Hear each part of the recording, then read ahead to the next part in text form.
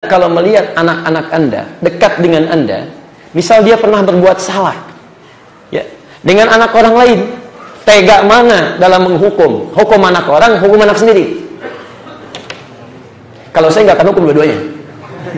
Paling diberikan pelajaran buat dia mengerti. Tapi pada prinsipnya, ketika seorang ayah akan marah kepada anak pun, ketika seorang ibu akan marah pada anak pun, kemarahannya akan tertahan oleh sifat sayangnya. Karena merasa dia bagian dari anaknya. Dia merasa bagian dari rahimnya. Paham sampai sini? Sekarang, jika seorang ayah terhadap anak saja begitu, maka bagaimana dengan seseorang, Masya Allah, misal, yang punya kekerabatan dekat dari si manusia. Kalau sifat manusia saja sudah begitu, maka bagaimana dengan sifat Allah yang tidak disamakan dengan manusia? Maka dari itu Anda memohon kepada Allah, Ya Allah, Anta khalaqtani wa ana abduk. Ya Allah, Engkau yang telah ciptakan saya. Sekalipun saya berbuat salah, Ya Allah, saya masih hamba-Mu. Paham? Ketika kita mengatakan diri sebagai hamba Allah, maka kita harapkan mudah-mudahan dengan pengakuan sebagai hamba Allah, rahmat Allah diturunkan kepada kita semuanya. Paham? Karena orang tua saja yang makhluk, yang manusia, ketika akan marah masih tertahan oleh rahmatnya, maka bagaimana Allah? Bagaimana dengan Allah yang tidak bisa diserupakan dengan makhluk, yang sifat rahmatnya lebih daripada makhluk? Maka kita katakan, khalaqtani wa ana abduk. Ya Allah, Engkau ciptakan saya dan saya hamba-Mu, Ya Allah. Saya hamba. Karena itulah setelah itu Anda katakan, wa ana ala ahdika wa wa'dika mastata'tu. Dan sampai hari ini saya masih berusaha sekuat kemampuan saya. Lihat, sekuat kemampuan saya untuk menepati perjanjian yang telah dibuat denganmu. Karena kita pernah berjanji kepada Allah sejak usia kandungan 4 bulan.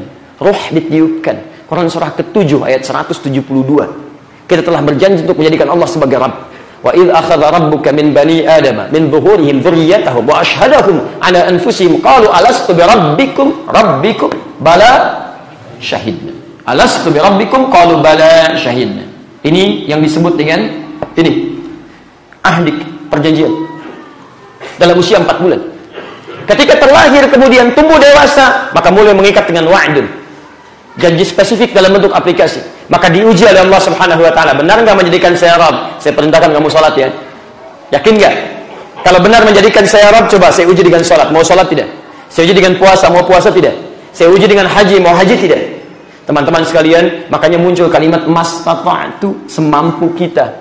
Karena boleh jadi ada orang salat tidak mampu menunaikan salat dengan sempurna. Ada orang puasa belum bisa seperti yang Allah inginkan dan sebagainya. Maka kita katakan, Ya Allah, kalaupun saya kerjakan, saya sudah kerjakan sesuai kemampuan saya, Allah. Kalaupun masih ada salah, saya hamba-Mu, Ya Allah. Saya masih hamba-Mu. Dan yang lebih berbahaya adalah, mohon maaf, perjanjian ini kemudian kadang-kadang kita nodai dengan berbuat kesalahan yang tidak disukai oleh Allah. Wa'udzubika min syarri ma sana'tu. Maka mulai Anda akui, Ya Allah, hamba kembali kepadamu, mohon ampunan. Hamba berlindung kepadamu dari keburukan yang pernah saya perbuat. Syarri itu keburukan yang tidak disenangi. Oh, hati-hati. Karena itu godaan setan. Antum senang digoda setan tidak? Setan godain dong? Enggak. Pasti antum jauhi. Makanya godaan setan, waswasnya disebut dengan syarri. Min syarril waswasil. Nah, kalau ada kalimat seperti ini, manusia melakukan perbuatan disebut dengan kata syar, ini seakan-akan memberikan isyarat dia sedang dikuasai oleh setan. Maaf, iblis pernah sombong. Manusia ada yang sombong? Maka tidak ada bedanya dengan iblis. Iblis pernah mencela Adam. Manusia ada yang mencela? Ada, seakan-akan dikuasai oleh iblis. Masya Allah. Iblis berbuat jahat. Manusia ada yang jahat? Ada. Iblis senang, setan senang dengan pertumpahan darah, membuat permusuhan. Hati-hati. Yuhi wa bainakumul adawah. Setan membuat di antara Anda permusuhan. Jadi kalau ada yang sedang bermusuhan, berselisih, saling mencela, saling macam-macam, itu sedang dikuasai oleh setan. Hati-hati. Makanya di situ ujian. Mana yang bisa berlepas diri dari setan, mana yang terus dikuasai oleh itu. Itu syarrun namanya. Dan siapa di antara kita yang dalam hidup tidak pernah berbuat ini? Silahkan cek. Karena itu ketika Anda mengucapkan kalimat ini, coba Anda rasakan perbuatan buruk apa yang pernah Anda lakukan sebelum Anda tidur. Jangan-jangan sebelum Anda tidur, ibunda Anda pernah meneteskan air mata karena kata-kata Anda. Jangan-jangan sebelum tidur, pasangan Anda tidak ridho dengan Anda. Sampai bahkan Anda pun tidur di tempat terpisah. Anak Anda mengecam Anda, tetangga Anda kecewa dengan Anda, teman karyawan Anda pernah kecewa dengan Anda. Makanya ketika mengucapkan kalimat ini, mohon izin kawan-kawan, Anda mengakui ma sona'tu, yang telah saya perbuat. Anda berbuat apa? Sampai minta ampunan kepada Allah. Maka diturunkan tadi, apakah khata, apakah dzambun, apakah dzunubun ma'adzulmi, atau sampai maaf, sampai ke israf. Maka disitulah Anda istighfar di situ. Ya Allah, ampuni ya Allah. Ampuni ya Allah. Teruskan sampai ke ujungnya. Tahan dulu sampai di sini. Biasanya kalau benar sampai sini, benar bacaannya, itu gejolak hati sudah mulai muncul. Nangis tuh nggak sadar. Ingat, ini kok ibu sudah mengandung, melahirkan, merawat macam-macam, kok bisa kata-kata saya bisa menyakiti sampai keluar air mata. Ya, ini istri saya lebih banyak kebaikannya dibanding kesalahannya. Salah sekali sudah saya hina, saya jelek-jelekan sampai membuat dia menangis. Padahal sudah puluhan tahun berumah tangga, belasan tahun berumah tangga, lebih banyak kebaikan dibandingkan dengan keburukannya. Masih dijelek-jelekan juga misalnya. Anda pikirkan, anak-anak Anda, ada orang lain bermohon kepada Allah minta keturunan, belum diamanahi. Anda diberikan keturunan, nggak pernah dirawat dengan baik. Anak orang Anda perhatikan, anak sendiri nggak pernah dilihat.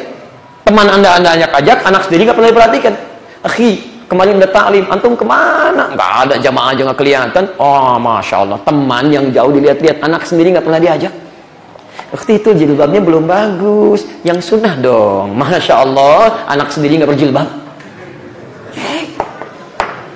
Antum nggak akan pernah ditanya tentang dosa orang lain. Antum akan ditanya tentang hisab apa yang pernah Anda kerjakan. Hati-hati betul. Karena itu kalau diri sendiri belum layak untuk masuk surga, jangan komentarin surga orang lain. Antum perbaiki dulu diri, lalu ajak orang lain dalam kebaikan, doakan dalam kebaikan. Ini poinnya. Kadang-kadang kita suka tidak adil di sini. Perhatikan kawan-kawan, ini poin pentingnya.